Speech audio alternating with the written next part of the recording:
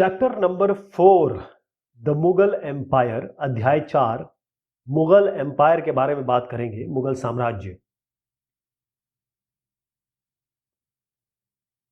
सबसे पहली बात है कि मुगल साम्राज्य, इसमें जो नाम आने वाले हैं उनसे जरा आप वाकिफ हो जाएं।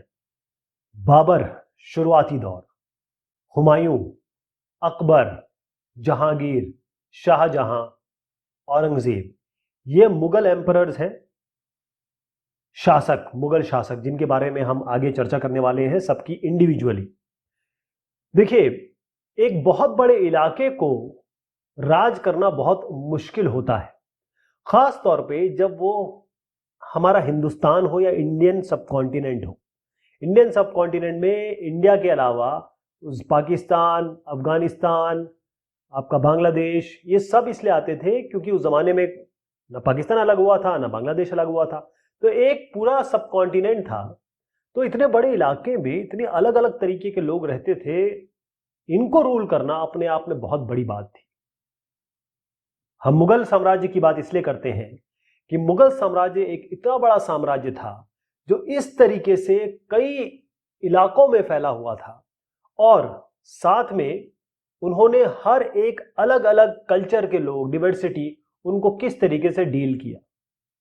अगर हम 16वीं शताब्दी के आगे की बात करते हैं, यानी कि अंत की बात करते हैं, यानी 16वीं शताब्दी कहाँ होती है? 1500 से शुरू होती है। तो 1500 के अंत की अगर हम बात करें, तब आप देखेंगे कि ये जिनकी हम बात कर रहे हैं मुगल एम्पायर की, उन्होंने आगरा और दिल्ली तक अपना साम्राज्य बढ़ाया। और हम जब 17वीं शताब्दी तक आते हैं, आप देखिएगा औरंगजेब 1707, जब हम 17वीं शताब्दी तक आते हैं तो इन्होंने पूरे, ऑलमोस्ट पूरे सब कॉन्टिनेंट, पूरे भारतीय उपमहाद्वीप पर, पूरे सब कॉन्टिनेंट पर इन्होंने कब्जा किया था, या कहें अपना साम्राज्य बना लिया था। और फिर इन्होंने एडमिनिस्ट्रेशन के, यानी कि प्रशासन के, और साथ में जो इनका गवर्नेंस था, गवर्नेंस किस तरीके से अलग अलग लोगों को, अलग अलग श्रेणी के लोगों को गवर्न किया जाएगा, किसको पोजीशन दी जाएगी, कैसे दी जाएगी, तो ये जो इन्होंने एडमिनिस्ट्रेशन और गवर्नेंस का एक आइडिया दिया, जो स्ट्रक्चर पैदा किया, वो आज भी है। आज भी उनकी पॉलिटिकल लेगेसी कह लीजिए कि जो इनका तरीका था वो आज भी हम मानते हैं। आपने कोतवाल शब्द सुना है? आपके घर के पास जरूर कोई ना कोई कोतवाली होगी। तो ये जो कोतवाल शब्द आपने सुना है, कोतवाली आपने सुना है, वो सब तभी से चला आ रहा है, उस जमाने से। सोचिए आप। एक और बात बताता हूं आपको कि यहां पर आपको आज के प्रधानमंत्री मिस्टर नरेंद्र मोदी जी दिख रहे हैं। ये हमारे प्रथम प्रधानमंत्री, फर्स्ट प्रधानमंत्री श्री पंडित जवाहरलाल नेहरू साहब हैं। और दोनों ही, एक किला है जिसको हम कहते हैं लाल किला, रेड फोर्ट, लाल किला, उसकी प्राचीर से जितने भी प्रधानमंत्री हुए हमारे देश में, जब 15 अगस्त आता है, इंडिपेंडेंस डे आता है, तो उस समय ये लाल किले की प्राचीर से खड़े होके पूरे देश को संबोधित करते हैं, संबोधन करते हैं। तो आप समझ सकते हैं कि ये जो आप रेड फोर्ट आप देख रहे हैं, ये शाहजहां ने बनाया है। किसने बनाया है? यहां पर आप देखिएगा, ये शाहजहां साहब ने बनाया है। तो वहां पर ये मुगल एम्परर रहते थे, इस जगह पे मुगल एम्परर रहते थे। और इस जगह का इतनी मान्यता हो गई है अब कि यहां पर 15 अगस्त को हमारे प्रधानमंत्री राष्ट्र के नाम अपना संबोधन देते हैं। अब सवाल उठता है, मुगल्स थे कौन, कहां से आए हैं? तो शुरुआती दौर पे हम बाबर की बात करते हैं, हुमायूं, अकबर, जहांगीर, शाहजहां, औरंगजेब, ये नोटेड एम्परर थे, शासक थे। लेकिन आपको मैं एक शब्द बताता हूं, मंगोल, मंगोल, और एक शब्द है मुगल। मैं आपसे कहूं इसके बारे में, इसकी में थोड़ा सा सिमिलैरिटी देखिए तो आप कहेंगे एम मिल रहा है, जी मिल रहा है, एल मिल रहा है ना? तो मुगल वाकई में कहीं ना कहीं मंगोल से रिलेटेड थे। कैसे? अब जो भी यहां पर आए, उनकी माताजी कहां से आई और पिताजी कहां से आई, ये मैं बताने जा रहा हूं। ये है मदर का साइड, ये है फादर का साइड। तो मदर का जो साइड है वो आता है मंगोल से। चंगेज खान, इन जो आए आगे मुगल शासक बने, उनके माता के रिश्तेदार थे। क्लियर हो गया? इनकी माता इसी परिवार से आती थी या इसी खानदान से आती थी, मंगोल खानदान से। क्लियर हो गया? चंगेज खान जो 1227 में जिनका देहांत हुआ, तो इनके डिसेंडेंट है ये, इनकी जेनेलॉजी, एंसिस्टर, पुरखे यहां से आ रहे हैं। अब यहां पर आ जाइए, ये जो चंगेज खान थे मंगोल ट्राइब के थे, चाइना और सेंट्रल एशिया यहां पर इनका आधिपत्य था। अब फादर की साइड आ जाइए।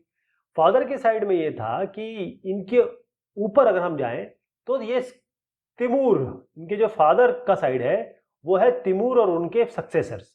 जो तिमूर है और या उनके जो पहले के लोग हैं वो कहां से आते थे? वो थे ऑटोमन साम्राज्य, आपको याद है? बस उसी से थोड़ा रिलेट करिएगा। ईरान, इराक और उस जमाने का जो ऑटोमन साम्राज्य था, या आज हम कहें जो टर्की है, तुर्की, वहां से इनके पिताजी आते हैं। माताजी पिताजी समझ गए आप? अब जो ये आगे लोग आए इनके बाद वो ये है। एक चीज बता दूं कि जो मुगल हैं वो कभी भी अपने आप को मंगोलियन या मंगोल की ट्राइब का कहलाना नहीं पसंद करते।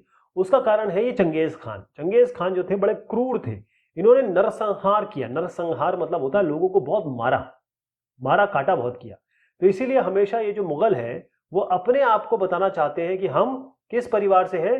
तैमूर के परिवार से हैं। और तैमूर जो है वो ऑटोमन साम्राज्य, ईरान, इराक, जो तुर्की, उस जगह से है। तो ये इनकी जेनेलॉजी हो गई, ये इनका पुरखे हो गए या इनके जो प्रिसीडिंग लोग थे। अब एक चीज यहां दिखाऊंगा आपको, एक एक करके सबका नाम और सबका चेहरा भी समझ में आ जाएगा। देखिएगा, मैं आपको जो बीच में बैठे हैं इनका नाम है, आपका जो सेंटर में बैठे हैं जिनका मैंने नाम लिया वो कौन थे? तैमूर, तिमूर, अंग्रेजी में TIMUR बोलते हैं और हम इसको हिंदी में तैमूर बोलते हैं। आप याद रखना चाहें तो सैफ अली खान और का बेटा जो है वो अपना क्या नाम है उनका? तैमूर, और वो बहुत ही फेमस बच्चा है। यहां पर देखिएगा कि ये तैमूर हो गए। इनके दाएं हाथ पे ले जा रहा हूं मैं आपको, दाएं हाथ पे। यहां पर आप देखिएगा कि ये है इनके बेटे, तैमूर के बेटे मिरन शाह। मिरन शाह यानी जो हम जिनकी बात कर रहे हैं, जो सबसे बड़े शासक हुए बाबर, उसके ग्रेट ग्रेट ग्रैंडफादर, मतलब परदादा के परदादा। उसके बाद आप यहां देखेंगे अबू सैद, ये बाबर के दादा। अब यहां पर आ जाते हैं इस जगह पे। यहां पर देखिएगा ये जो तैमूर है, ये दूसरे, इनका नाम है, ये जो साहब देख रहे हैं ये सुल्तान मोहम्मद मिर्जा। ये बाबर के ग्रेट ग्रैंडफादर, मतलब फादर के भी फादर, यहां ग्रैंडफादर के भी ग्रेट ग्रेट ग्रेट ग्रैंडफादर, मतलब होता है फादर के फादर। ठीक, तो ये हो गया, इनका नाम हो गया सुल्तान मोहम्मद मिर्जा। उसके बाद यहां देखिएगा आप, ये है बाबर के पिताजी, इनका नाम है उमर शेख। उमर शेख। अब फिर से दाएं पे आ जाते हैं। यहां पर आप देखिएगा ये है बाबर, मुगल एम्परर, ये है बाबर। उसके बाद ये है अकबर, ये है अकबर। और यहां पर आप देख रहे हैं शाहजहां, ये है शाहजहां। फिर से इधर चलते हैं। यहां पर देखिएगा ये है तीसरे नंबर पे हुमायूं, यहां पर है जहांगीर, और ये है औरंगजेब। आपको इनका लिंक समझ में आ गया? आप कौन किसके बाद आया, कौन किसके पिताजी थे, समझ में आ गया? नहीं आया तो कोई बात नहीं, इसकी दोबारा चर्चा हम करेंगे।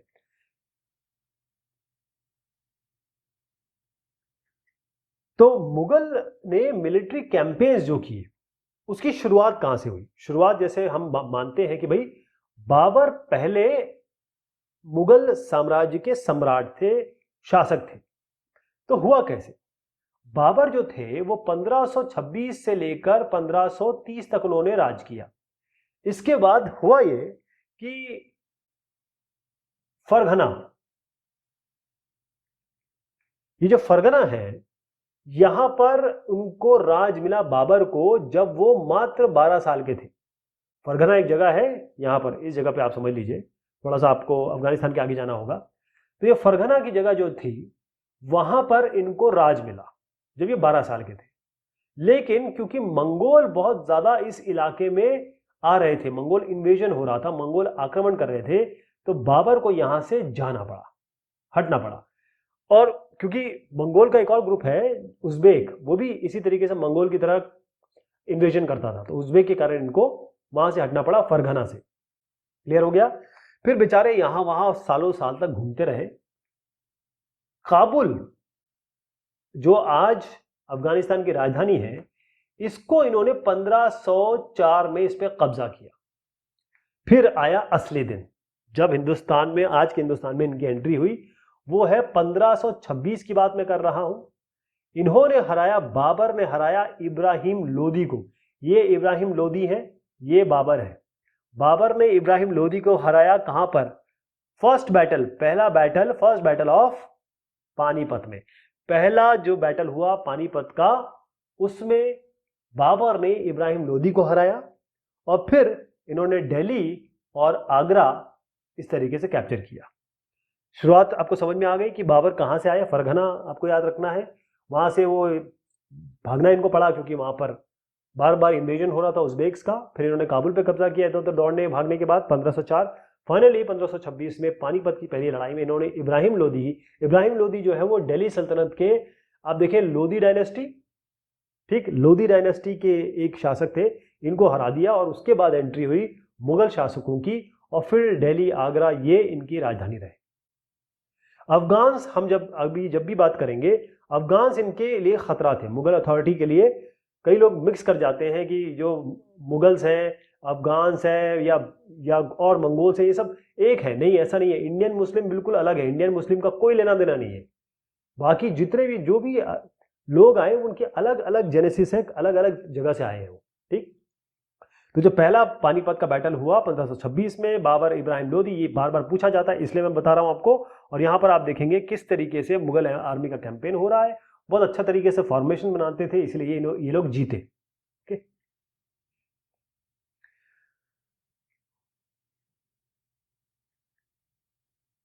हम बात कर रहे हैं मुगल एम्परर्स की, यानी मुगल साम्राज्य के जो शासक रहे। इसमें सबसे पहले है बाबर। बाबर ने राज किया 1526 से लेकर 1530 तक। 1526 में बाबर ने इब्राहिम लोदी, जो कि आप यहां पर देख रहे हैं इब्राहिम लोदी, इनको पानीपत के प्रथम युद्ध में पराजित किया। और साथ में इब्राहिम लोदी के जो सपोर्टर थे अफगान, उनको भी इन्होंने हराया। 1527 में क्या हुआ, इन्होंने यहां पर देखिएगा ये राणा सांगा है, इनको और इनके साथियों को हराया। खनुआ की लड़ाई कहते हैं इसको। खनुआ जो है वो इस इलाके में, आप आ जाइए, राजस्थान का भरतपुर डिस्ट्रिक्ट है, वहां पर एक जगह है खनुआ। तो पहले इब्राहिम लोदी, फिर राणा सांगा। 1528 में क्या हुआ, इन्होंने राजपूतों को हराया चंदेरी में। चंदेरी कहां पर इलाका हो गया, देखिए अशोकनगर डिस्ट्रिक्ट है मध्य प्रदेश में। अगर आप शिवपुरी को हो, अगर आप झांसी के हो, या आप बुंदेलखंड एरिया को जानते हो, ग्वालियर का इलाका जानते हो, तो आपको पता होगा कि ये चंदेरी कहाँ है, ये उस इलाके के आसपास आता है। फिर उसके बाद ये आगरा और दिल्ली पे इनका कंट्रोल हुआ। बाबर का। ध्यान रखिए कि बाबर जो है वो जब बहुत कम साल के थे, 12 साल के थे, तभी इनको फरगना एक जगह है, आप अफगानिस्तान प्रेजेंट डे मान लीजिए, फरगना के इनको किंग बना दिया गया। लेकिन क्योंकि इन्वेजन बार बार हो रहा था उज़्बेक्स का, तो उसके बाद इनको भागना पड़ा। लेकिन 1504 में आई गेस इन्होंने काबुल पे कब्जा किया और उसके बाद हिंदुस्तान में एंट्री हुई 1526 में, जब इन्होंने इब्राहिम लोदी को पराजित किया।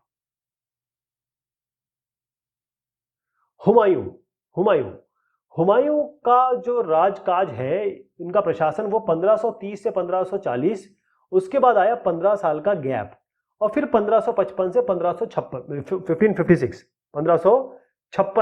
तो ये जो 15 साल का गैप आया वो इस कारण से आया है कि बीच में शेरशाह सूरी है, इनको शेर खान भी कहते हैं, इन्होंने हुमायूं को हराया, एक बार नहीं 2 बार हराया। मैं बताता हूं कहां, लेकिन आपको यह बता दूं कि हुमायूं के जो भाई थे, इसमें एक थे मिर्जा कामरान। वो इनके, एक तो मिर्जा कामरान जो है, उन्होंने अफगानों के साथ हाथ मिलाया और ये हुमायूं के खिलाफ बगावत करते रहे। बस इसी कारण से थोड़ा वीकन हुए थे ये। शेर खान की मैं बात बता रहा हूं, इन्होंने 2 जगह, एक चौसा, ये जो चौसा है, अगर आज आपको पता हो, यहां पर बिहार में जो बक्सर जिला है वहां पर है ये चौसा।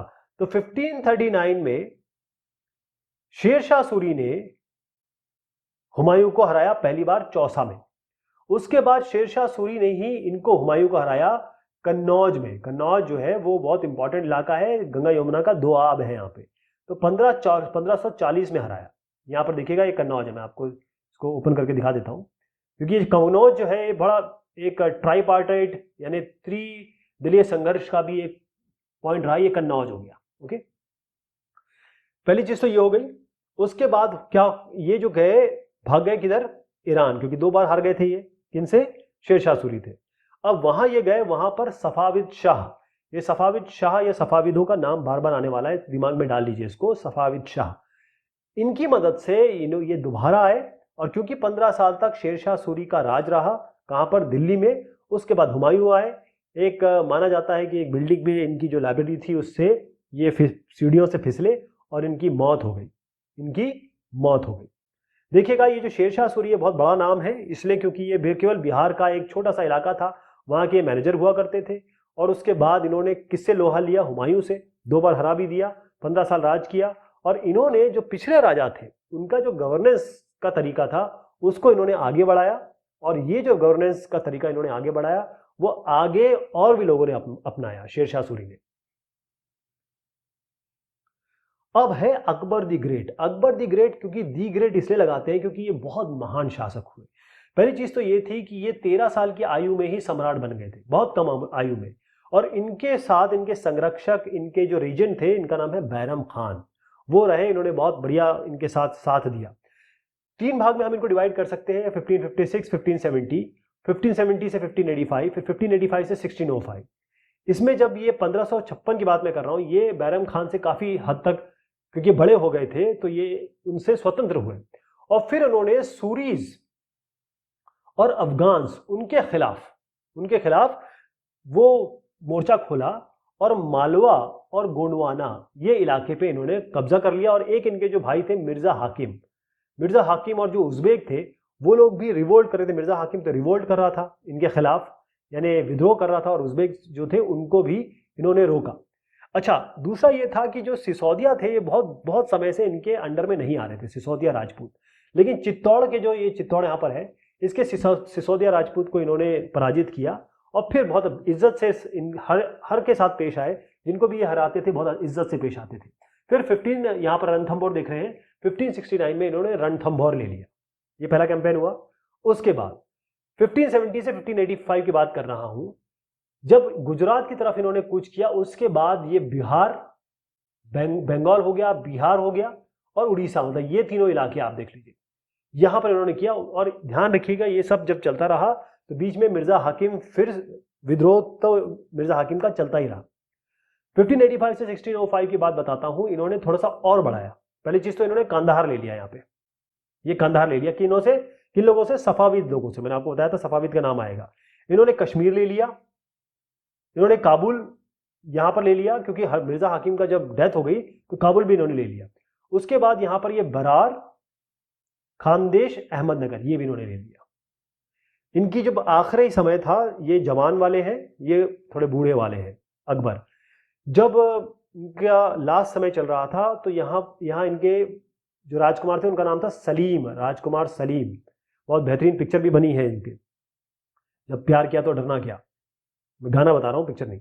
तो जो पिक्चर थी, अगर आप कमेंट में लिखेंगे इसको, तो सलीम जो है ये, इन्होंने थोड़ा सा इनके खिलाफ वो किया, क्या कहे, विद्रोह सा किया, या फिर रेबेलियन भी किया। वो एक महिला थी उनके लिए, एक नर्तकी थी उनके लिए। खैर ये तो अलग बात हो गई। अकबर ने बहुत बढ़िया यहाँ पर गवर्नेंस का काम किया।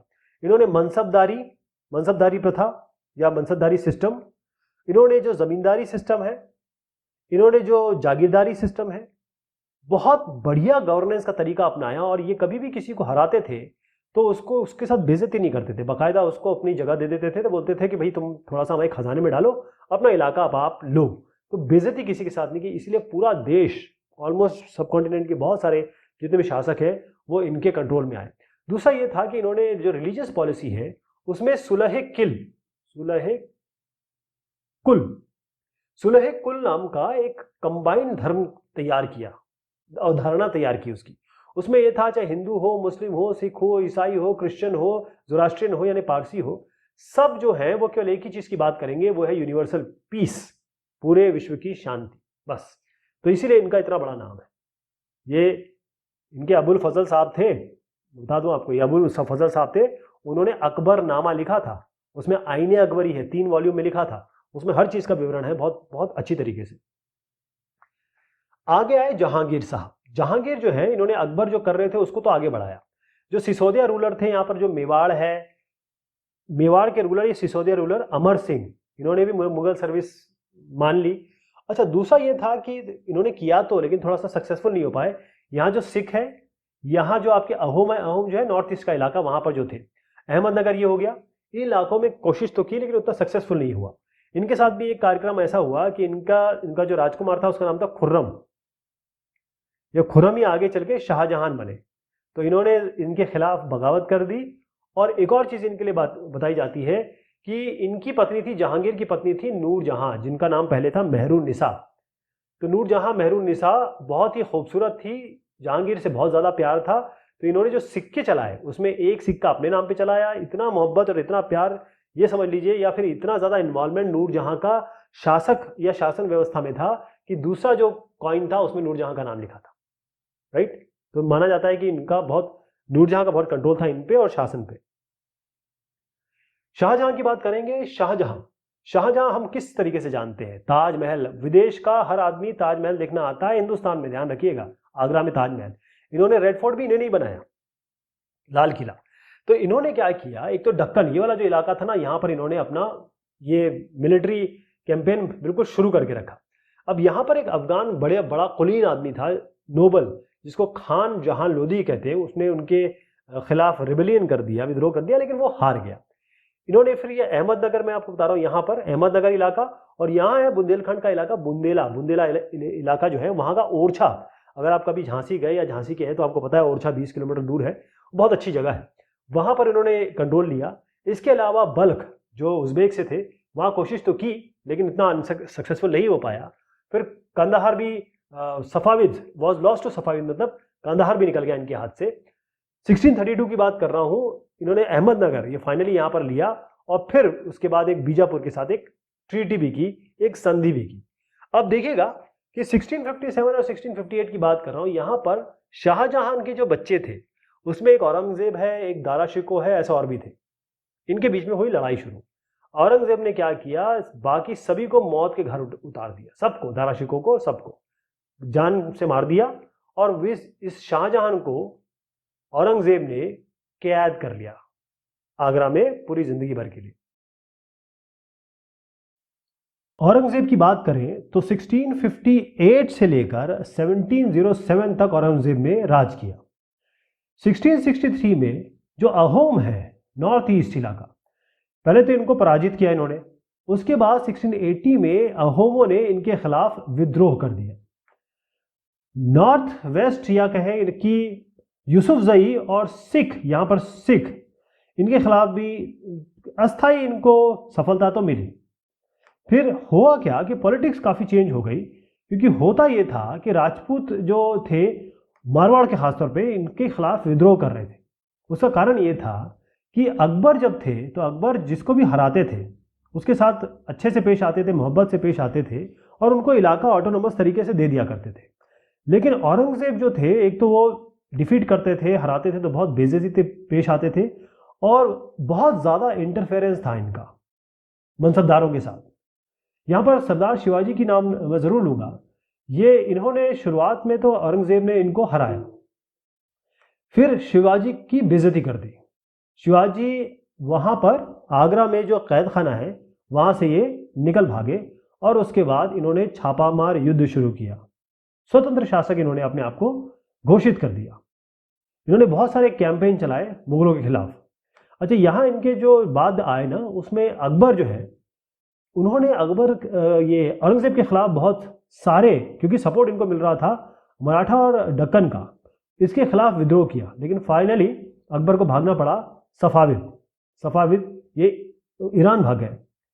अब यहाँ पर क्या हुआ कि जब अकबर का रिबेलियन ख़त्म हो गया, इन्होंने अपना दक्कन इस जगह पे भेजा, और बीजापुर को इन्होंने एक तो ले लिया 1685 में, गोलकुंडा को ले लिया 1687 में, तो यहाँ पर जो फाइट थी खास तौर पे मराठा के खिलाफ, उसको जो गुरेला वॉरफेयर कर रहे थे, छापामार पद्धति कर रहे थे, इनके खिलाफ जो अभियान चलाया वो खुद औरंगजेब ने चलाया। फिर यहाँ पर उत्तर भारत में यहाँ सिख हो गए, जाट हो गए, सतनामी हो गए, इन सब के खास तौर पे यहाँ पर नॉर्थ ईस्ट में अहोम और यहाँ पर दक्कन में ये जो मराठाज हैं इस जगह पे, इनका रिबेलियन विद्रोह इनको झेलना पड़ा। फाइनली जब औरंगजेब की मृत्यु हुई तो उत्तराधिकारियों के लिए इनकी फाइट शुरू हो गई और उसके बाद मुगल साम्राज्य ढलान की तरफ गया। यहां पर हम बात करेंगे जो मुगल ट्रेडिशंस थे, मुगल की जो परंपराएं थी सक्सेशन की। सक्सेशन मतलब ये होता है कि आगे किसको क्या मिलेगा। दो यहां शब्द मैं बताऊंगा और इन शब्दों को आपको समझना है। पहली चीज है प्राइमो जेनिचर। अच्छा, इस पे क्वेश्चन बनते हैं इसलिए मैं इनको प्रॉपर लिख रहा हूं, वैसे तो यहां लिखा हुआ है लेकिन इस पे सवाल बनते हैं।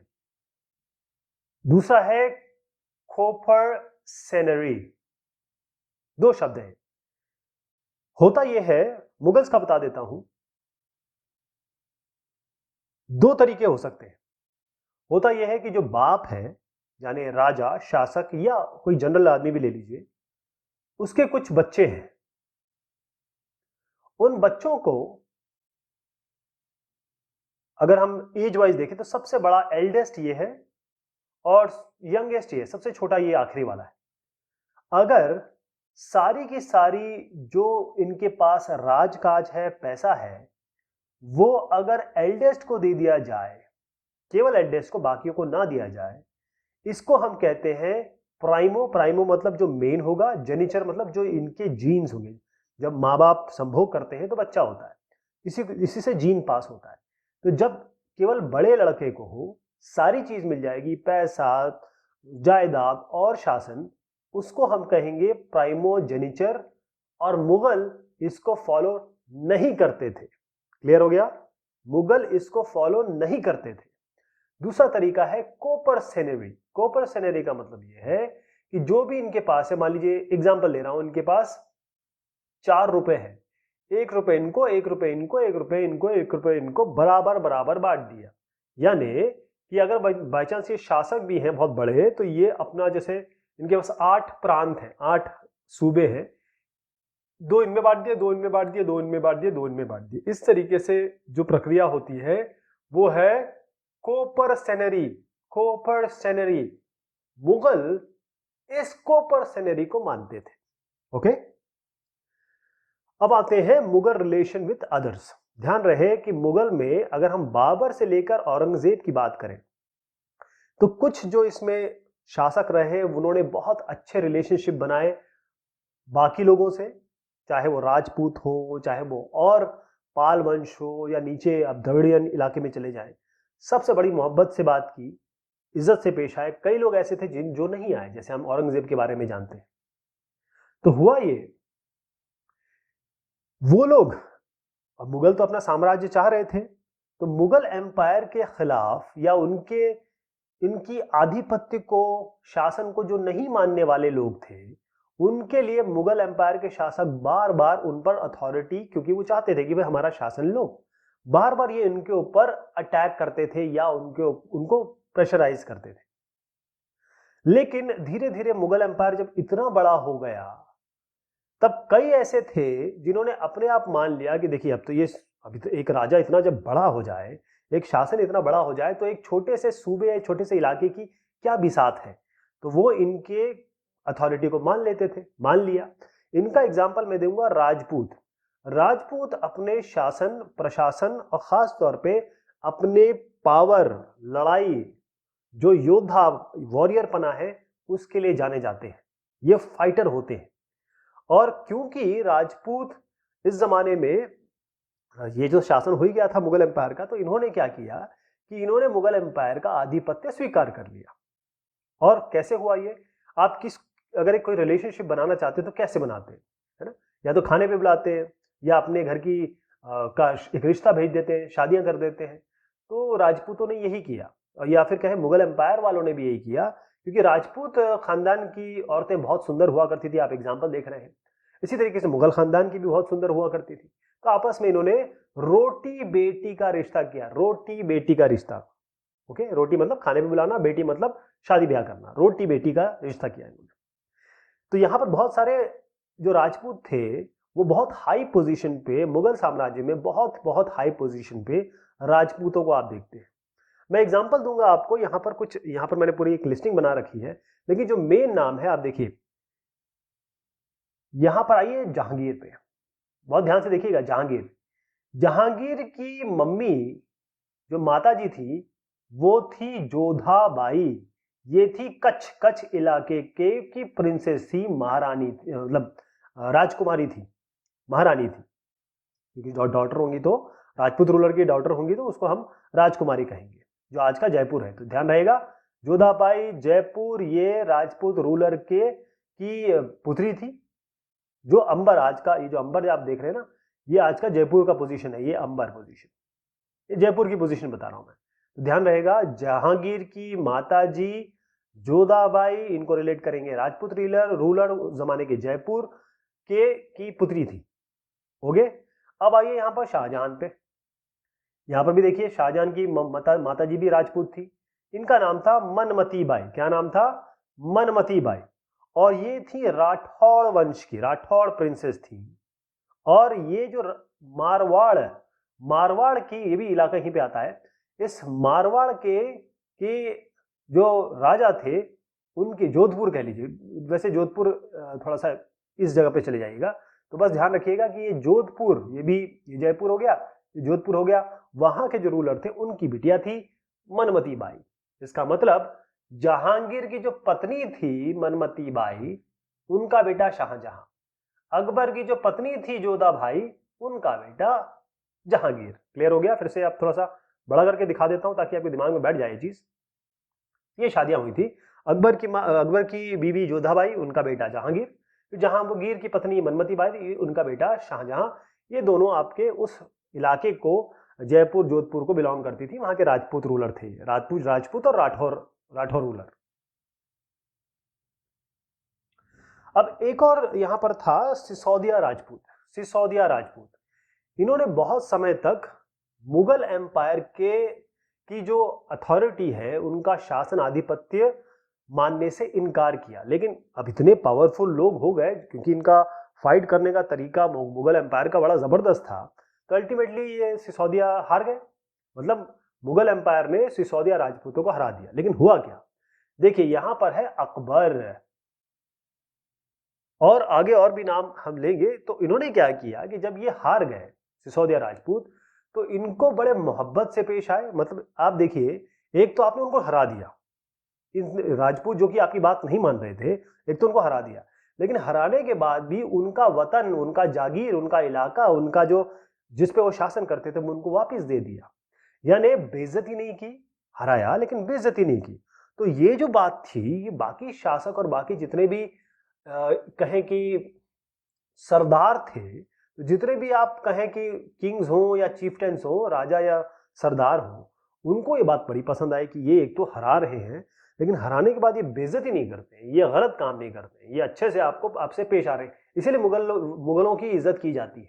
इसीलिए पूरा विश्व जो है मुगलों की चीजों को देखने हिंदुस्तान में आता है, और इसीलिए हमारे जगहों के नाम मुगलों पे रखे गए हैं। ठीक। तो लेकिन यहाँ पर एक कुछ ना कुछ तो गड़बड़ लोग होते हैं। ये मैंने अकबर की बात की, तो यहाँ पर आ जाइए औरंगजेब। औरंगजेब ने ऐसा नहीं किया। औरंगजेब ने जो है शिवाजी, उसको, क्योंकि शिवाजी भी मान नहीं रहे थे, शिवाजी भी उनकी अथॉरिटी तो एक्सेप्ट नहीं कर रहे थे। लेकिन फाइनली जब एक्सेप्ट, महाराज शिवाजी, सरदार शिवाजी जब ये औरंगजेब के पास गए और इनकी राजशाही उन्होंने एक्सेप्ट करने की कोशिश की, तो औरंगजेब ने इनके साथ कर दी बेइज्जती, और इस बेइज्जती का बदला इन्होंने गोरिल्ला वॉरफेयर और छापामार पद्धति से लिया। ओके। अब बात आती है मनसबदार या जागीरदार। इसको थोड़ा सा आप ये समझिएगा कि बहुत इंपॉर्टेंट मैं ये बात कहने जा रहा हूं, मनसबदार और जागीरदार, क्योंकि ये एक लैंडमार्क चीज थी, मनसबदार जागीरदार। जैसे जैसे मुगल एम्पायर की वृद्धि हुई, यानी ये बढ़ा, इसमें क्या हुआ कि पहले तो क्या इनके शासक, या फिर कहें जो जो मेन इनके ऑफिसेस में लोग थे, कोई ना कोई तो काम करता होगा, अकेले राजा तो हर जगह जा नहीं सकता। तो जो जो इलाके हैं उनमें जो जो मेन लोग थे वो थे तुरानीज। कौन थे? तुरानीज। जब मैंने पहली बार इसको समझा था, पढ़ा था, मुझे लगा था ये तुरानी मतलब तुर्की और ईरानी का कॉम्बिनेशन है। तो तुर्की से जो तुरानीज लोग थे, टर्किश लोग थे, तुर्की से आए हुए जो नोबल्स थे, कुलीन वर्ग के लोग थे, केवल वही लोग इनके राजा के साथ, मुगल एम्पायर के राजा के साथ थे।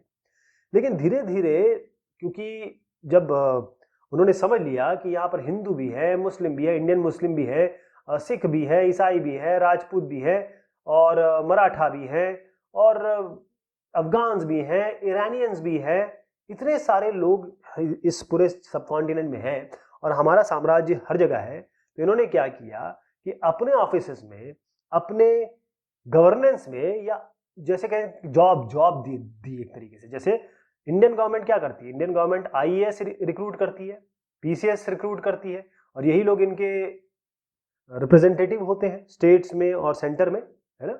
इसी तरीके से इन्होंने क्या किया, अलग अलग तरीके के लोगों को अपने यहाँ जॉब दी, या कहें कि उस जो मुगल सर्विसेज, जैसे इंडियन एडमिनिस्ट्रेटिव सर्विस होता है, इस तरीके समझ लीजिए उस जमाने में मुगल सर्विसेज हुआ करती होंगी, उन लोगों को रिक्रूट किया, उन लोगों को रखा, और इनका नाम रखा गया मनसबदार। ध्यान रहेगा, यही थे मनसबदार। मनसबदार मनसबदार का मतलब यह है कि एक ऐसा इंडिविजुअल, एक ऐसा आदमी जिसके पास एक मनसब होगा। मनसब का एक ही मतलब है, एक ही चीज बता रहा हूं, मनसब का मतलब होता है उसके पास एक पोजीशन होगी, यानी एक ओहदा होगा या एक रैंक होगी। तो एक ही बात है, मनसबदार मतलब जिसके पास एक पोजीशन है। जैसे आप मान लीजिए आपके ऑफिस में, एक एग्जांपल दे रहा हूं, ऑफिस में एक जनरल मैनेजर है और एक मैनेजर है। तो इसके ये जो जनरल मैनेजर है ये हाई पोजीशन पे है, मैनेजर थोड़ा उससे नीचे पोजीशन पे है, तो एक ओहदा मिला हुआ है ना। तो यही ओहदे की मैं बात कर रहा हूँ, मनसबदार मतलब ओहदा हुआ। अब ये ओहदा इतना इंपॉर्टेंट था, ये ग्रेडिंग सिस्टम इन्होंने बनाई थी मुगल लोगों ने। तो मुगल्स ने जो ग्रेडिंग बनाई थी उसका मतलब ये था, पहला तो उसमें था रैंक, दूसरा इसमें था आपका सैलरी, और तीसरा था इसमें मिलिट्री रिस्पॉन्सिबिलिटी। रैंक मतलब आपकी पोजीशन या ओहदा क्या होगा, सैलरी कितना पैसा मिलेगा, मिलिट्री रिस्पॉन्सिबिलिटी मतलब आपको कितनी सैनिक क्षमता आपको दी जाएगी या आपके पास होनी चाहिए। तो ये जो रैंक और सैलरी है ये इस तरीके से पता की जाती थी, एक जत होता था उसकी न्यूमेरिकल वैल्यू से, जात कहें या जत कहें। ओके, यानी आप एक मनसबदार है, एक मनसबदार की एक रैंक होगी, मतलब जैसे जनरल मैनेजर है, उसकी हो सकता है 1 लाख तनख्वाह हो, मैनेजर की हो सकता है 50,000 तनख्वाह। इसकी रैंक जनरल मैनेजर 1 लाख तनख्वाह, इसकी मैनेजर 50,000 तनख्वाह। और इसकी रिस्पॉन्सिबिलिटी क्या है, इसके पास 4 रीजन है, मैनेजर के पास 1 रीजन है। सेम यहां पर रैंक, सैलरी और मिलिट्री रिस्पॉन्सिबिलिटी, तो वो इन सबको कंबाइन करके एक नंबर दिया जाता था, वो होता था जत। न्यूमेरिकल वैल्यू है, बाकायदा नंबर होता था। ये जो जत होता था इसी से डिसाइड होता था कौन किस पोजीशन पे है और उसकी कितनी सैलरी होगी। यानी अगर किसी का जत जो है, यहां पर मैं आपको बताता हूं ये जत रैंकिंग कैसे बताई गई है, मैं आपको बताता हूं।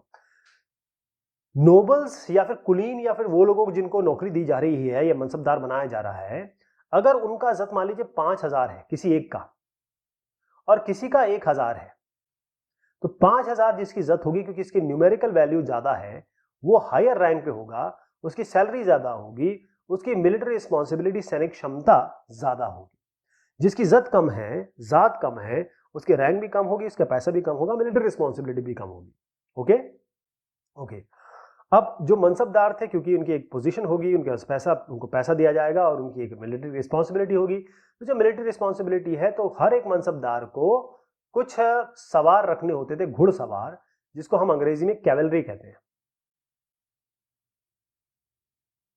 सवार, घुड़सवार या फिर कैवलरी रखते हैं। तो ये क्या करते थे, इनका जरूरी ये था कि अपने घुड़सवारों को लाएंगे, घोड़ों को लाएंगे, और ये घोड़ों को बाकायदा वो कराएंगे। इसमें ठप्पा लगता है, घोड़ों की के पीछे एक गरम करके लोहा लगा दिया जाता है, जिससे इनको चिन्ह मिल जाता है, यानी कि सिंबल डाल दिया जाता है कि ये हमारा इनके मतलब इस मनसबदार का घोड़ा है।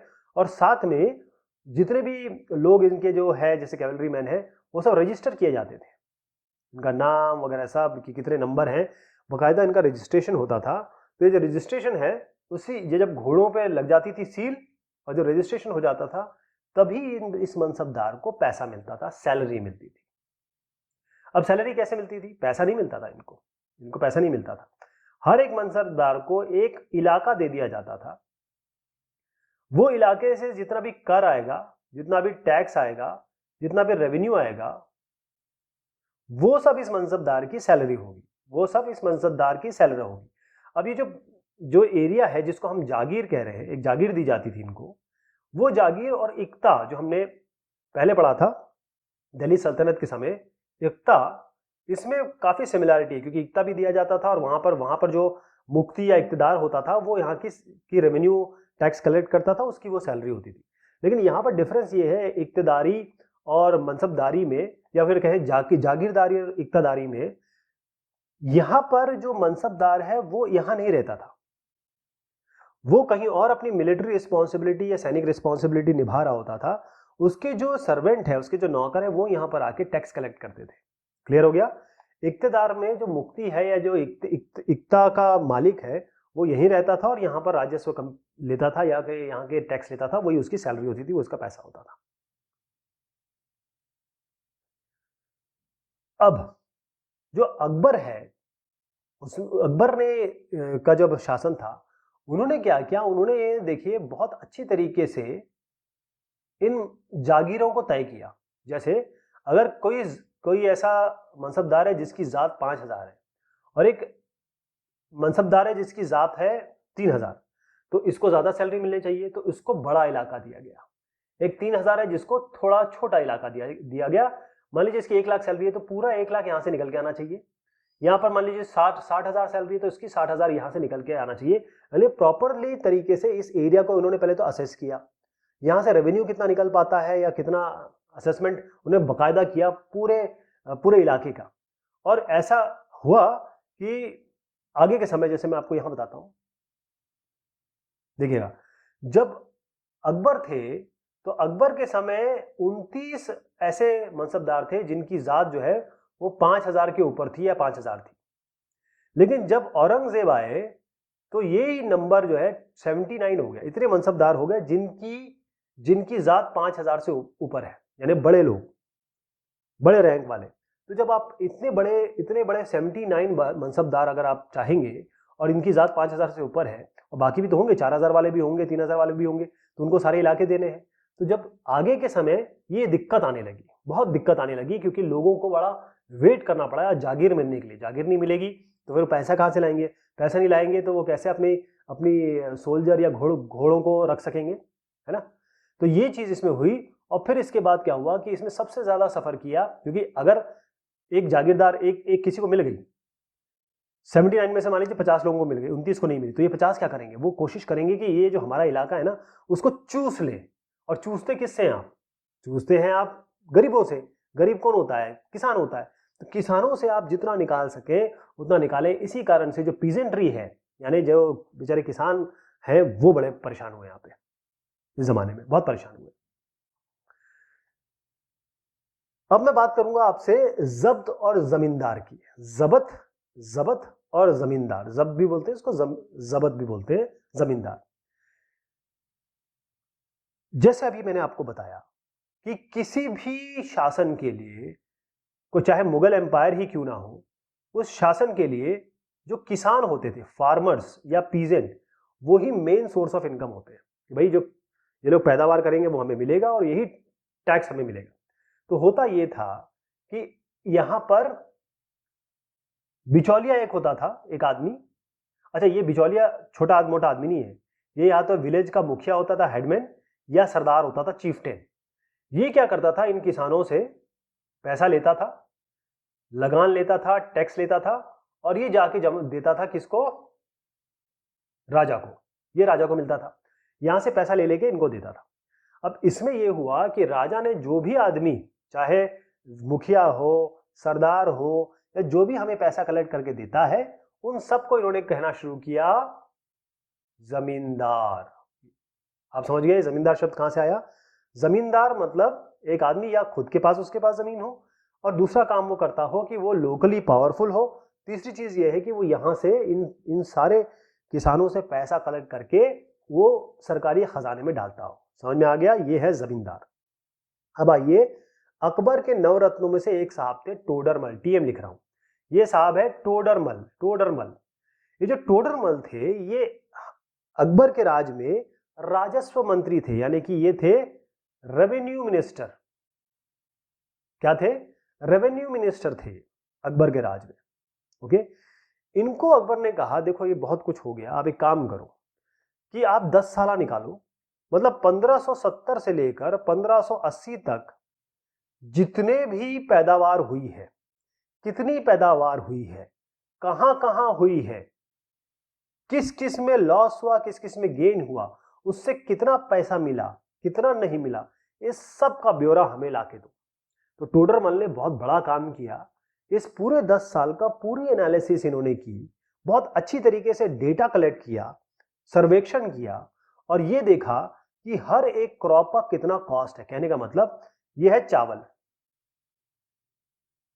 ये है धान, धान और चावल तो एक ही हो गया, ये कहे गेहूं, ये हो गया चना।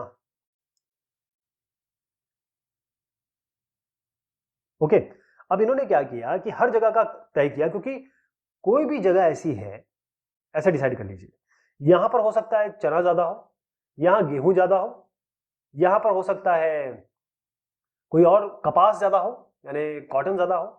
इन सब इलाकों में आप देखेंगे कि कोई ऐसा इलाका होगा जहां पर कोई बाढ़ आ गई, यहां पर पैदावार बहुत ज्यादा हो गई। तो अगर आप पूरे इलाके पे एक ही टैक्स लगा देंगे लोगों पे तो गड़बड़ हो जाएगी। क्यों? क्योंकि यहां पर आप लगा रहे हैं कॉटन का टैक्स, लेकिन गेहूं पैदा हो रहा है। यहां पर आप कॉटन है, यहां पर गेहूं का लगा रहे हैं, गड़बड़ हो गई। इस इलाके में तो बेचारे गरीब परेशान है, क्योंकि ये तो पूरा इनका तबाह हो गया इसमें, फ्लड में। तो ये जो तरीका था पहले जो चला रहा था, वो खत्म करके इन्होंने क्या किया कि जो बड़ा इलाका है उसको डिवाइड किया इन्होंने सर्कल्स में, अलग अलग सर्कल्स में। और हर एक सर्कल में, जैसे ये सर्कल है, यहां पर चावल यानी पैडी, गेहूं, व्हीट, चना, मैं एग्जांपल ले रहा हूं, ऐसे बहुत सारे हैं, ये तो एग्जांपल के तौर पे बता रहा हूं। इन सबका रेट फिक्स कर दिया कि इसका रेट होगा 50 रुपए, इसका रेट होगा 60 रुपए, इसका रेट होगा 70 रुपए, फिक्स कर दिया। तो इससे क्या हुआ कि अब हर एक जगह पे, हर एक सर्कल में एक शेड्यूल बना दिया गया, एक लिस्ट बना दी गई कि हर एक क्रॉप का क्या प्राइस होगा। और यही जो रेवेन्यू सिस्टम है, इसी को जब्त कहते हैं, इसको ही जब्त कहते हैं। मतलब पूरे इलाके का सर्वेक्षण किया गया, सर्वेक्षण करने के बाद हर एक जगह को एसेस किया गया कि कहां पर क्या होता है, क्या नहीं होता है, पिछले 10 साल में किसका क्या रहा है, और उसके हिसाब से हर एक क्रॉप का एक लिस्टिंग निकाली गई सर्कल। मतलब यहां पर हो सकता है कि चावल का प्राइस 30 रुपए हो सकता है चने का 80 रुपए हो, हर जगह के लिए अलग अलग लिस्टिंग निकाल दी, और उस लिस्टिंग के हिसाब से जो रेवेन्यू सिस्टम इन्होंने जनरेट किया उसे ही हम जब्त कहते हैं। ओके, लेकिन सबसे बड़ी बात यह थी कि आपने इस इलाके पे तो चले गए, यहां पर तो आपने कर लिया, यहां कर लिया, अब ये पहाड़ी इलाका है, बहुत दुर्गम इलाका है, या ये कहे कि एक ऐसा इलाका है जहां पर आपकी पहुंच नहीं हो पा रही है, गुजरात हो गया, बंगाल हो गया। तो जहां पर आप नहीं पहुंच पाए वहां पर तो आप अच्छे से असेसमेंट कर ही नहीं सकते ना। तो असेसमेंट या फिर जब्त सिस्टम वही लागू हुआ जहां पर उन्होंने असेसमेंट किया। कई जगह पे ऐसा हुआ कि लोगों ने जमींदार, खासतौर पे जो जमींदार थे, जमींदार का काम क्या था, मैंने आपको बताया, आपको जमींदार इनसे पैसे लेता था और इनको चूस लेता था, इनके हलक में हाथ डाल के पैसे निकाल लेता था। गरीब है बेचारे, क्या करेंगे, कोई है तो नहीं। तो ये जो किसान है, फिर इन्होंने विद्रोह किया इन जमींदारों के खिलाफ, क्योंकि जमींदार हो सकता है 100 रुपए इनसे ले रहा हो, केवल यहाँ पर 80 रुपए पहुंचा रहा हो, 20 रुपए अपने जेब में डाल रहा हो, ये भी करप्शन के भी चांसेस थे। तो और करप्शन हो ही रहा था, तभी तो जमींदार के खिलाफ लोगों ने आवाज उठाई अपनी। और उसके बाद क्या होता था, कभी कभी ये होता था कि जो जमींदार है और जितने पीजेंट्स है, किसान, जमींदार और पीजेंट फार्मर मिल के, अगर मान लीजिए एक ही कास्ट के, मान लीजिए ये कोरी है, दोनों मिला के, तो फिर ये मुगल अथॉरिटी के खिलाफ ही रिबेलियन कर देते थे, उनके खिलाफ ही आवाज उठाते थे। ओके, तो बेसिकली ये जो पेजेंट्स हैं उन्होंने आखिर, अगर हम 17वीं सेंचुरी की बात, आखिर की बात करें, मतलब के एंड 16 और 17 सेंचुरी 1600 के एंड की बात करें तो वहां पर मुगल एम्पायर को बहुत हिलाया। ओके, अकबरनामा और आईने अकबरी। तो यहां पर आप देख रहे हैं अबुल फजल साहब अकबर को एक किताब दे रहे हैं और ये किताब है, इसका नाम है, इसमें 3 वॉल्यूम है, 3 अलग अलग वॉल्यूम है और इसको कहते हैं अकबरनामा। अकबरनामा। तो जो अकबरनामा है उसको 3 वॉल्यूम में लिखा गया और लिखा किसने? अबुल फजल साहब ने।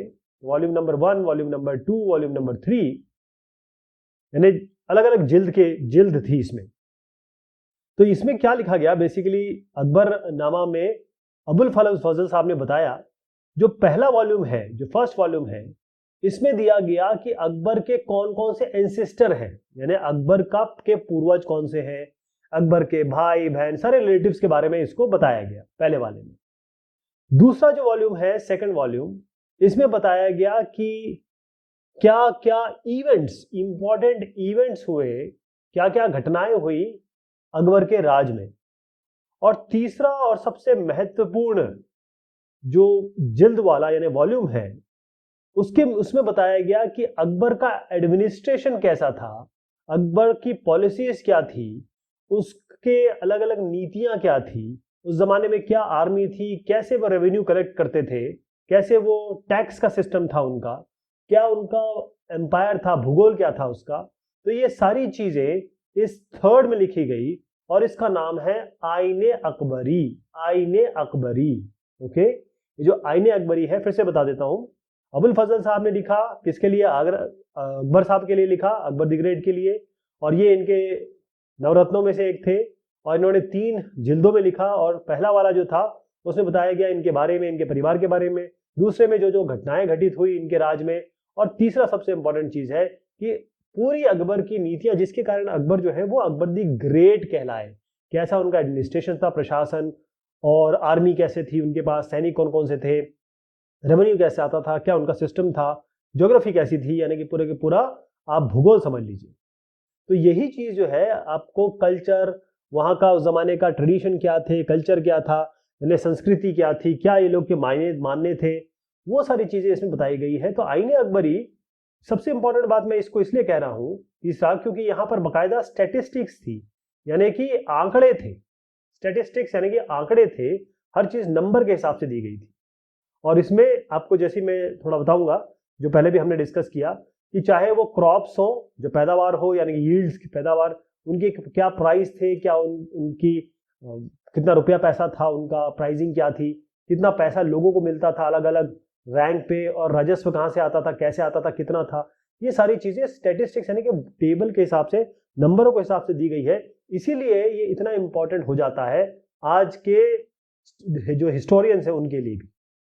ओके, तो जरा अकबर की पॉलिसीज की तरफ जाते हैं। जैसे मैंने बताया, अब्दुल फजल साहब ने, जो अब हमारे अबुल फजल है, ये ध्यान रखिएगा, ये अब्दुल नहीं है।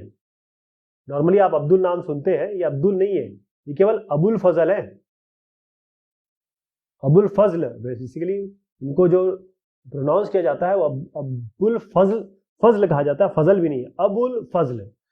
तो इन्होंने जो तीसरी जिल्द है, तीसरी किताब है, उसमें अकबर के सारी चीजों के बारे में, एडमिनिस्ट्रेशन के बारे में लिखा, जो कि आज भी उतनी ही वैध है। मैं आपको एक शब्द बताता हूं, कोतवाल। आपके घर के आसपास कोई ना कोई कोतवाली जरूर होगी, है ना? तो कोतवाल, कोतवाली, ये शब्द कहां से आए? उस जमाने के ही शब्द हैं जो आज तक चल रहे हैं, इतनी इंपॉर्टेंस थी। तो हुआ ये कि अबुल फजल साहब बताते हैं कि इनका जो पूरा राज था, पूरा साम्राज्य था, वो डिवाइडेड था अलग अलग प्रोविंसेस में। जैसे आज हमारा पूरा देश अलग अलग स्टेट्स में डिवाइडेड है ना, और स्टेट्स फिर डिस्ट्रिक्ट में डिवाइडेड है, इसी तरीके से उनका पूरा साम्राज्य जो था वो अलग अलग सूबों में डिवाइडेड था, जिनको कहा जाता था सूबास। सूबा, एक सूबा, और इसमें एक सूबेदार होता था जो इसको गवर्न करता था, सूबेदार। ये सूबेदार हो गए। और सूबेदार का काम ये होता था कि वो राजनीतिक काम भी करेगा, यानी कि पॉलिटिकल काम भी करेगा, और साथ में मतलब वहां का पॉलिटिकल हेड है वहां का। जैसे हमारे यहाँ अगर एक जगह के देख लिया जाए, एक स्टेट का देख लिया जाए, तो वहां पर आपको मुख्यमंत्री मिलेगी, है ना? इसी तरीके से सूबेदार हो गए वहाँ के। और दूसरा ये है कि मिलिट्री फंक्शंस करते थे, यानी कि उनके काम भी थे कि उनके पास अपनी अलग सेना, अपना कभी कोई ऐसी बात हो रही है, आसपास का कोई अटैक कर रहा है या डिफेंसिव काम वो करना है, तो वो सब मिलिट्री वाले काम भी यही करते थे सूबेदार। लेकिन सूबेदार अकेले तो काम नहीं कर पाएंगे, एक ही आदमी, उसके सपोर्ट में बहुत सारे लोग होते थे। तो सपोर्ट में कौन कौन से लोग होते थे? सबसे पहले समझिएगा, इनके सपोर्ट में होते थे, यहाँ पर अलग अलग दिया हुआ, थोड़ा सा इस पर भी नजर डालिएगा। दीवान नाम आएगा, बख्शी नाम आएगा, काजी, सद्र और वकील। तो इसमें क्या होता है, अगर आज आप देखें कि आनंद बख्शी बहुत अच्छे गीतकार हुए, वो बख्शी कैसे नाम हो गया? एक गायक है अर्जुन कानूनगो, कानूनगो कहाँ से आए वो? और रमेश दीवान, ऐसे कई दीवान है ना, ये नाम कहाँ से आए? ये वहीं से चले आ रहे हैं, उस जमाने से चले आ रहे हैं। तो मैं एक एक करके बताता हूँ। सबसे पहला जो था, हर एक प्रोविंस, जैसे इसी प्रोविंस के बारे में बताऊं तो एक साहब थे, इनको कहा जाता था दीवान। क्या कहा जाता था? दीवान, या कहे इनको ये फाइनेंशियल ऑफिसर थे। ये बेसिकली सारे फाइनेंस का काम करते थे। जैसे आजकल हमारे यहाँ ऑडिटर वगैरह होते हैं, या फाइनेंस ऑफिसर होता है, अकाउंट ऑफिसर होता है, उस तरीके का उस जमाने में दीवान थे, फाइनेंशियल ऑफिसर थे, ध्यान रखिएगा, दीवान साहब। इसके अलावा यहाँ पर अब अलग अलग धर्म, जाति और ये सबके लोग रहते हैं। कास्ट के तो बनी बात है, कुछ ना कुछ दिक्कतें होती हैं, या आपस में दिक्कत हो जाएगी कुछ धर्म के नाम पे या जाति के नाम पे। तो लॉ और ऑर्डर, कोई गलत ना करे, कोई चोरी ना करे, बर्गलरी ना करे, तो लॉ एंड ऑर्डर, इसके लिए यहाँ पर सूबेदार के साथ जैसे सपोर्ट के लिए भी होना चाहिए ना, तो उसके लिए क्या होता था, मैं इसका नाम बताता हूँ। यहाँ पर एक और साहब होते थे। पहले मैं लॉ एंड ऑर्डर कंप्लीट कर देता हूँ, फिर आपको समझ में आएगा। एक तो मैंने आपको बता दिया कि भाई ये पीस एंड ये फाइनेंस ऑफिसर हो गए। उसके अलावा बहुत सारी चीजों के लिए बहुत सारे ऑफिसर इनके साथ अटैन होते थे। अभी लॉ एंड ऑर्डर में बता दो, क्योंकि पुलिस वाला भी आने वाला है, उसका नाम अलग से है। तो देखिए, जो मिलिट्री पे मास्टर था, यानी कि ऐसा, सैनिक तो होते थे सूबेदार के पास, सैनिक होंगे, कैवलरी होगी, ये सब चीजें होंगी, उनको पे करने वाले बख्शी होते थे।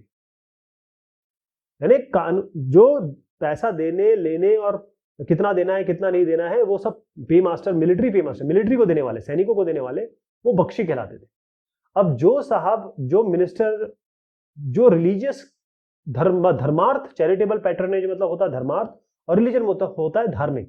तो धार्मिक और चैरिटेबल पैट्रनेज, यानी धर्म से रिलेटेड जो ऑफिसर होते होंगे या फिर जो मिनिस्टर होते होंगे, उनका नाम था सद्र, उनको कहा जाता था सद्र। क्या कहा जाता था? सद्र।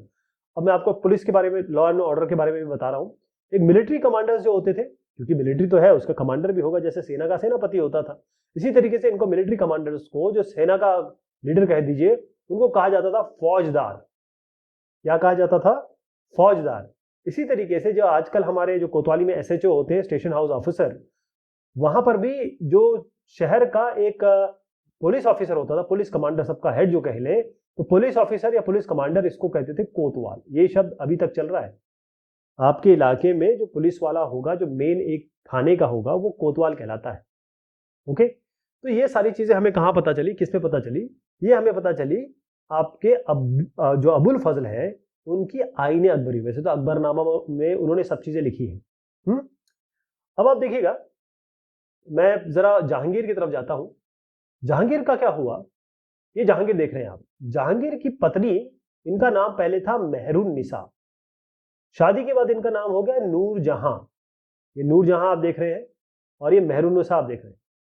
तो इनकी शादी जो है वो तकरीबन 1611 में हुई थी, और उसके बाद ये मेहरुन निसा जो है नूर जहां बन गई।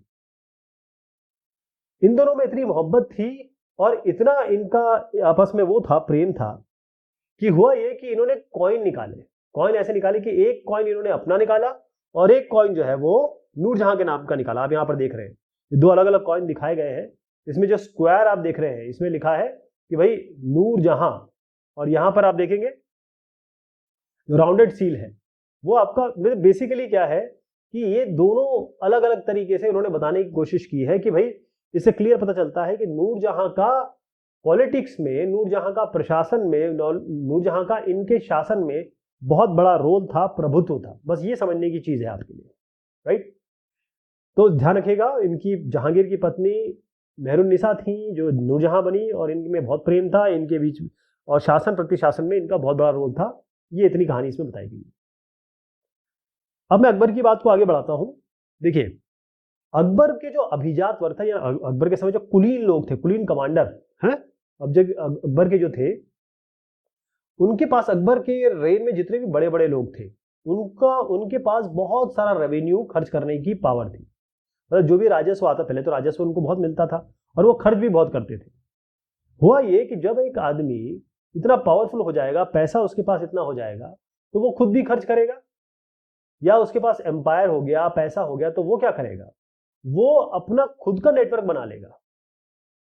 यानी अकबर अगर यहां मान लीजिए दिल्ली आगरा में बैठे हैं और कोई दूर दराज के साम्राज्य में या उनके साम्राज्य में कोई एक जगह है, वहां का जो आदमी है वो क्या करेगा, वो तो यही काम करेगा कि भाई अपना एम्पायर बना लेगा, है ना। यही काम हुआ बेसिकली, जो लोगों के सेल्फ, जो इस एम्पायर के लोगों के जो सेल्फ इंटरेस्ट थे, खुद पैसा कमाने की या फिर अपने आगे की डेवलपमेंट के लिए जो उनका सेल्फ इंटरेस्ट था, सेल्फिश कह लें मोटो, उस कारण से इनका अकबर के समय जो इनका साम्राज्य है थोड़ा सा डगमगाया। अब हुआ ये कि अकबर ने एक और काम किया, बहुत इंपॉर्टेंट बात बता रहा हूं।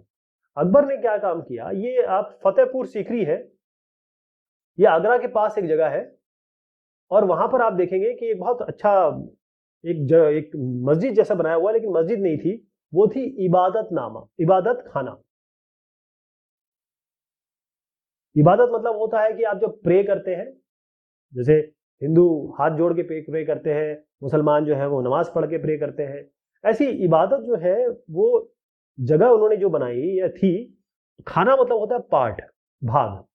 तो यहां पर उन्होंने क्या किया, क्योंकि उनके रेन में, उनके साम्राज्य में तरह तरह के लोग थे, होंगे ही आज भी, देखिए आपको हिंदू, मुस्लिम, सिख, ईसाई, पारसी, तमाम लोग दिख जाएंगे, छोटी बड़ी कास्ट, सब के सब मिल जाएंगे आपको। तो इतने बड़े साम्राज्य में उन्होंने क्या किया कि अलग अलग लोगों को बुलाया। जैसे उन्होंने उलेमा को बुलाया। उलेमा जो होते हैं वो जो रिलीजियस टीचिंग होती है इस्लाम की, उसके बहुत बड़े वो जानकार होते हैं। ब्राह्मण्स को बुलाया उन्होंने। प्रीस्ट जो जीसस क्राइस्ट वाले या कैथोलिक्स, यानी कि आप एक समझ लीजिए क्रिश्चियंस को बुलाया। फिर आप देखिए जोरास्ट्रियंस को बुलाया, यानी कि पारसीस को बुलाया। बहुत सारे लोगों को बुलाया अलग अलग धर्म के, और फिर वहां पर इबादत खाना में इन्होंने डिस्कशन किया। जब डिस्कशन किया तो इन्होंने जानने की कोशिश की कि हर रिलीजन की क्या कस्टम है, क्या इनकी सोच है, ये क्या चाहते हैं, इनकी अच्छी बातें क्या हैं, बुरी बातें क्या हैं। तो इनको ये सब समझ में आ गया। अकबर ने इतनी बातें की, ये देखिए आप, ये सब बैठे हुए हैं, अकबर यहाँ पर सबसे बात कर रहे हैं, ये चित्रण यही दिखा रहा है। तो जब ये बात किया इन्होंने, जब ये इस बात पे निष्कर्ष में निकले कि अगर कोई भी है, क्योंकि हर आदमी बताता था, आप धर्म के नाम पे इसलिए तो लड़ाइयाँ होती है, हर धर्म ये कहता है कि हम बेस्ट है, दूसरा धर्म बेकार है। तो उन्होंने ये देखा कि जो आदमी मतांधता, एक चीज आती है इसमें, मतांधता, डॉगमा मतलब होता है मतांधता। मतांधता का मतलब होता है कि मैंने आपसे कहा कि पृथ्वी स्क्वायर है, गोल नहीं है, आपने मान लिया।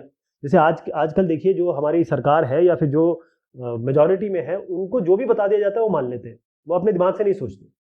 इसी तरीके से किसी ने किसी को बता दिया, उसने मान लिया, और वो धर्म के नाम पे बरगलाते हैं लोगों को, जैसे चल ही रहा है अब धर्म के नाम पे बरगला दिया। धर्म जहां आ जाता है वहां आदमी थोड़ा इमोशनल हो जाता है। तो इन्होंने ये भी समझा कि भाई जहां पर जो मतांधता है, भाई आपको जो बता दिया जाए, बगैर लॉजिक के, बगैर क्वेश्चन के मान लो उसको, ये गलत हो गया। तो जो मतांध लोग होते हैं फिर वो कट्टर हो जाते हैं, वो हो जाते हैं बाइगट्स।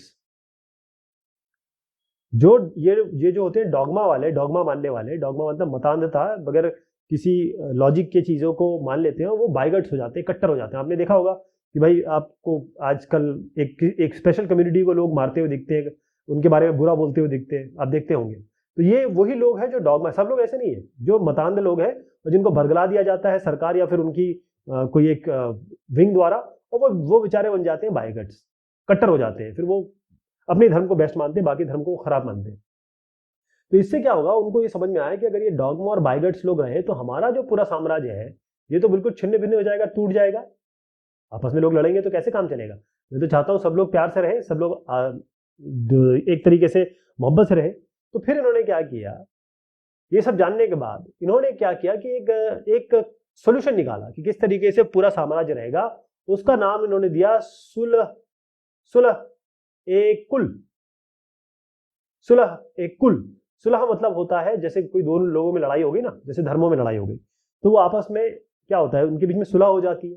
अगर प्रॉब्लम खत्म करनी है तो सुलह हो जाती है। सुलह मतलब कॉम्प्रोमाइज, दोनों आपस में बात बैठ करके कोई दिक्कतें होती है तो दूर कर लेते हैं।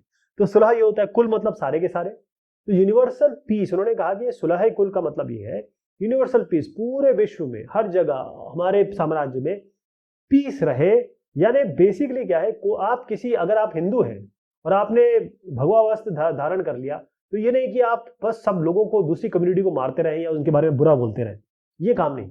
अगर आप मुसलमान हैं तो आप किसी एक स्पेशल कम्युनिटी के लिए आप गुस्सा करते रहें या उनको मारते काटते रहें, बिल्कुल गलत है।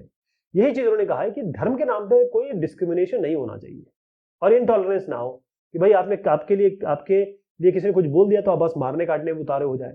Basically honesty, justice, peace. यानी ऑनेस्टी मतलब होता है कि आप बिल्कुल क्लीन रहे।